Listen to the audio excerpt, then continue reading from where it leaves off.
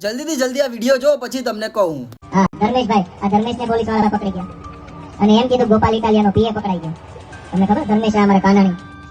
કાંઈ વાંધો નહીં ભાઈ, તમે પકડી ગયા અત્યારે કાંઈ વાંધો. સરકાર બદલાય પછી તમને ઊંધા ન કરવી તો કહેજો ને. સરકાર બદલાય પછી તમને ઊંધા ન કરવી તો કહેજો ને. પણ જેથી ગુજરાતની જનતા મારા માથા ઉપર હાથ મૂકે તેથી તમને જીવા જેવા નહીં રહેવા દો. અચ્છા, ઊંધા કરશો એમ? હું અહીંયા છું, ગુજરાતની પબ્લિક પણ અહીંયા છે અને બીજેપી પણ અહીંયા છે, બરોબર? તમારા જેવા હિટલર, તમારા જેવા લુખ્ખા, તમારા જેવા તાનાશાહી નેતા કદી સત્તામાં આવવાના નથી.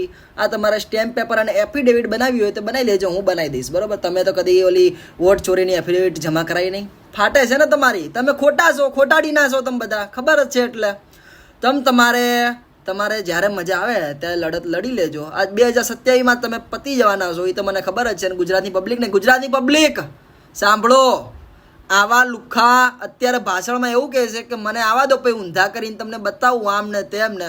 આવાને તમે બનાવશો. ગુજરાતના કોઈ પણ નેતાઓએ અત્યાર સુધી આવું ભાષણ કોઈ નથી આપ્યું કે હું આ કરી દઈશ ને તે કરી દઈશ. કદી આપ્યું આવું ભાષણ? અરે ભાઈ, ઊંધા શું?